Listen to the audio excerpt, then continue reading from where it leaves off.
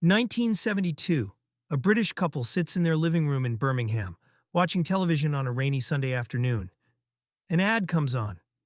It shows a white British man stepping off a plane into a crowded street somewhere in Asia. Locals gather around him, smiling, touching his arms, carrying his bags. The voiceover purrs, "Discover the exotic East, where everything and everyone is here to serve you." The man grins, lights a cigarette, and sips a drink brought by a young local woman. The ad ends with a shot of a pristine beach, empty except for the British couple. The tagline appears, "See the world before it changes." This wasn't fringe. This was mainstream British television. For decades, British travel ads sold holidays with racism, sexism, and pure colonial fantasy. They promised cheap booze, cheap labor, and, implicitly, cheap bodies. This is the story of 10 British travel ads that aged terribly, and what they reveal about the mindset behind them. Let's start with the exotic but primitive narrative. In the 1970s and 80s, British package holiday ads for places like Kenya, India, and Thailand followed the same formula. Locals were props. Britain was the protagonist. One ad for a major British tour operator showed a white couple riding elephants in India while locals walked barefoot alongside, carrying bags. The voiceover said, "Experience a world untouched by time." Another ad for a Kenyan safari holiday described local villages as unchanged for centuries and locals as simple people living simple lives. The message was clear. These countries existed for British tourists to look at, photograph, and consume. Their cultures were frozen museum pieces. Their people were background decoration. The ads never mentioned colonial history, never mentioned poverty, never mentioned power imbalances, just exotic landscapes and smiling locals serving cocktails. Then there were the sun, sea, and sex ads for Mediterranean holidays. In the 1980s, British package holidays to Spain, Greece, and Turkey were marketed with open sexualization, especially of local women. One ad for a cheap Ibiza holiday showed a British man lounging by a pool while young Spanish women in bikinis circled him. The tagline, "Girls, sun, and fun all included." Another ad for a Greek island package featured a British woman flirting with local barmen. The voiceover said, "Discover Greek hospitality. They never say no." These ads turned local people into sexual souvenirs. They implied that traveling abroad meant access to bodies and behavior not acceptable at home. Drink more, sleep around, no consequences. It wasn't just sexist, it was dangerous. It fueled a culture of British tourists treating local women and men as disposable entertainment. Let's talk about the cheap natives, cheap service messaging. Many British travel ads in the 70s sold holidays by bragging about how little things cost in poorer countries.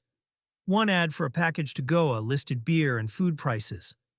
Pint, 10 pence. Three-course meal, 50 pence. Your money goes further where life is cheaper.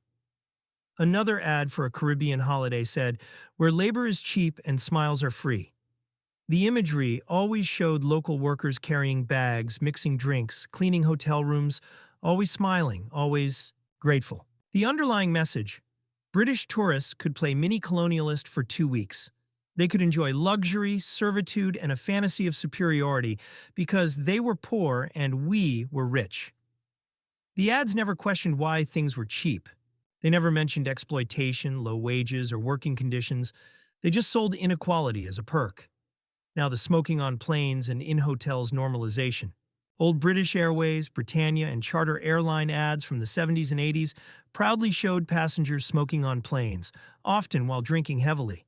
One ad showed a couple in economy class lighting cigarettes as soon as the no smoking sign went off. The voiceover said, "Relax, have a drink, have a smoke. You're on holiday already." Another ad for a hotel chain showed families eating in restaurants filled with cigarette smoke. Children sat at tables while adults smoked over them. The message: holiday equals indulgence. No rules, no health concerns. Today, the idea of smoking on planes or in hotel dining rooms is unthinkable. Back then, it was a selling point. And it wasn't just about smoke. It was about a total lack of concern for health and safety when it clashed with fun. Then there were the safety nightmares in adventure and ski ads. British ski holiday commercials in the 80s often showed people flying down slopes with no helmets, drunk après-ski, and dangerous stunts. One ad showed a group skiing off-piste, laughing as they narrowly missed rocks. The tagline, "Challenge the mountain." Another ad for whitewater rafting holidays showed participants without helmets or life jackets bouncing through rapids. The voiceover said, "No experience needed." These ads sold recklessness as thrill. They normalized dangerous behavior that would get operators shut down today. Injuries and deaths did happen, but never appeared in ads. The underlying message was always, "You're invincible on holiday." Health and safety rules are for home. Let's talk about the escape your wife and escape your husband sexism. Some British travel ads marketed holidays as an escape from marriage. One notorious package ad showed a group of middle-aged British men on a lad's holiday in Benidorm, surrounded by young local women in a nightclub. The voiceover joked, "What happens in Spain stays in Spain." Another ad inverted it, British housewives being told to take a break from housework by going on a girls' holiday to Majorca, drinking, flirting, spending husband's money. Marriage was a joke. Fidelity was optional abroad. Men escaping nagging wives, women escaping controlling husbands. The sexism was thick. Wives as ball and chain, men as overgrown boys, locals as available toys. It encouraged tourists to treat foreign destinations as consequence-free playgrounds. Then there was the environmental ignorance.